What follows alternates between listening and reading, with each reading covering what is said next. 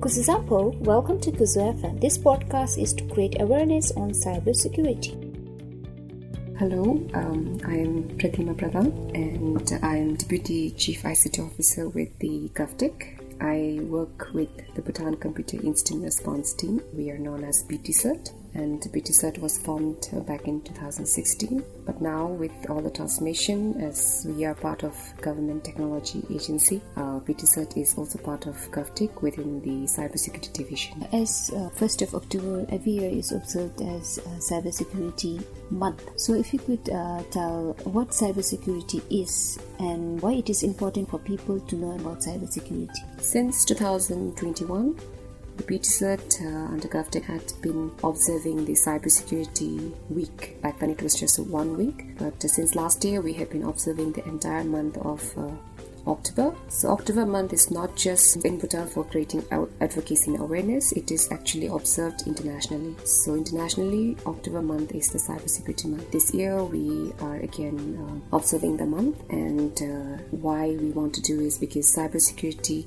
means protecting yourself for the general people, but even if you are working for an organization, then it would be protecting your digital world in an organization. So basically what cybersecurity means is securing yourself in the digital world, because every one of us is now in the internet world. Yes. You don't have to be literate, you're just using the internet. So it's very important for every one of us to understand what we are using, how we are using, and what are the threats, and to be protected by ourselves. So right now it's the information age of the information, and everybody has got information in their fingertips. I think some of them do understand what kind of threats that lie within the internet world, but there are also very innocent people who has just joined in, because now we have seen that even in Bhutan we have our relatives, our friends all over the world, and we do keep in contact. And then there is a lot of online shopping. Our education has also gone online, health system, and especially after COVID, a lot of things has really jumped. Like we are now actually very digitalized, but then we still see that there are some who may not have heard about what are the threats that lie. But some, even if they know what are the threats, it's very easy to fall victim to such kind of scams. We also call it as phishings and everything. So there is a need for more awareness, and again, because technology is evolving every second, I can say it in a very exaggerated way. So is the threat. So that's why we have to. It's not like I learned about different kinds of internet threats once in 2023. Now I don't have to learn that. Not that we have to keep abreast of different technology, as well as what are the risks in using so and so technology. So process. As you mentioned phishing, so if you could elaborate a little bit what it is, because for me personally I know what it is, but there are people who don't know what phishing is. Just like what you said, you have been receiving some kind of like email scams. So phishing usually is kind of a threat. Cybercriminal attacks, where the attacker main motive is to steal your personal information. And usually the kind of attack happens is, if it's an email, then they might ask you to fill up your information, but they might ask you to click something, and then that link to be clicked is actually malicious, which means it has some unrequired software that will actually grab all the information in your laptop or in your phone and then take back to the hacker, and that hacker can misuse your personal information. And sometimes you also get as SMS or through social media or through a phone call or a WhatsApp call, because we have been receiving so many such attacks, usually like WhatsApp lottery scams, Kaun Banega Crorepati scams, like over the COVID time, and it's still now. We've been receiving lots of through WhatsApp, also voice call, and then people do become victim. I don't know. It's maybe could be actually driven by lack of better word, greed. Could be greed, could be curiosity, could be like very curious and anxious to see what happens, and then usually what they what they end up is giving away their money and then not getting back the money. So what are some of common cyber threats today? Especially talking from the experience of our country, phishing and scams are very prevalent. No matter how much we conduct awareness, we see lots of people falling victim into it. So that's there when it comes to a general citizen. But if we talk about our IT infrastructures, not just the hardware part, also in an IT system, there are many other threats. Like we have lots of malware infections because we are still using pirated softwares. There is also different kinds of threat when it comes to the evolving threat all around the world. I don't know if you have heard there's a term called ransomware.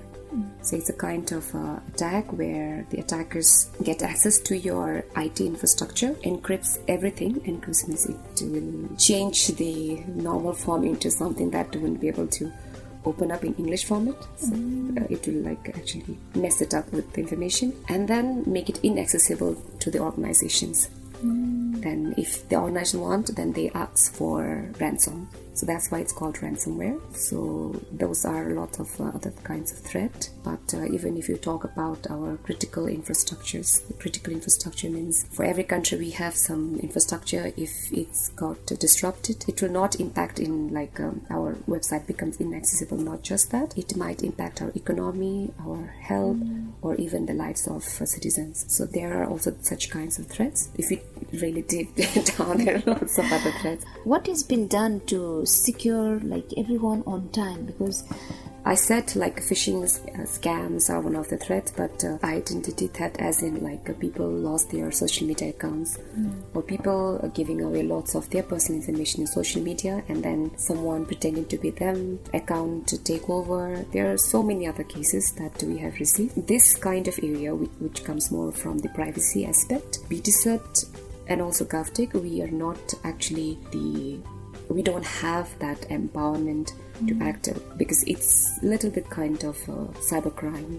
And then when it's crime related, we have many other agencies and we are collaborating and working towards creating more awareness. And when it comes to keeping, securing or saving everyone on time, because Bhutan is a small nation, we all know that. And I also said that there is different kinds of assets, like critical infrastructure means something that we have to protect at all time.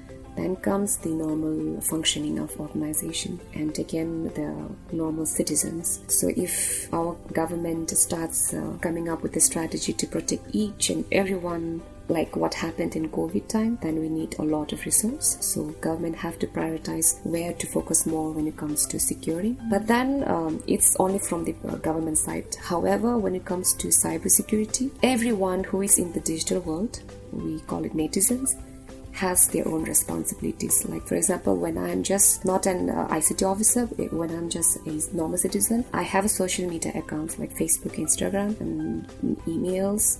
My responsibility is to protect my information at that scope. Now I have a son. I also have to ensure that my son is protected because he's also in digital world, gamings and everything. And when I go to office, I'm also ICT officer and I have other responsibilities. As an organization, I have bigger roles. And also organization has the roles and responsibilities when it comes to protecting the internet world. Such and such, like legal authorities or schools, health, everybody has a role to play.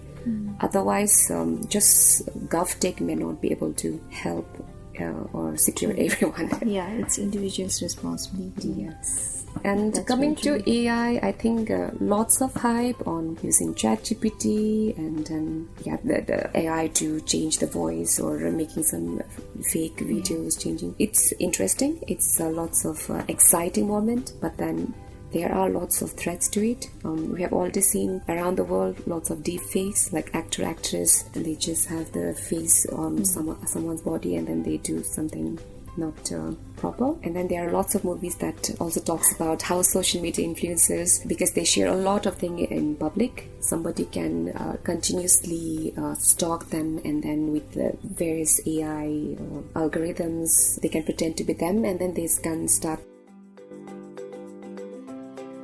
This podcast is brought to you by Bodhi Media and Communications Institute in collaboration with BT CERT Cybersecurity Division under GovTech Agency with support from a grant from the Ethnic Foundation via the ISIF Asia.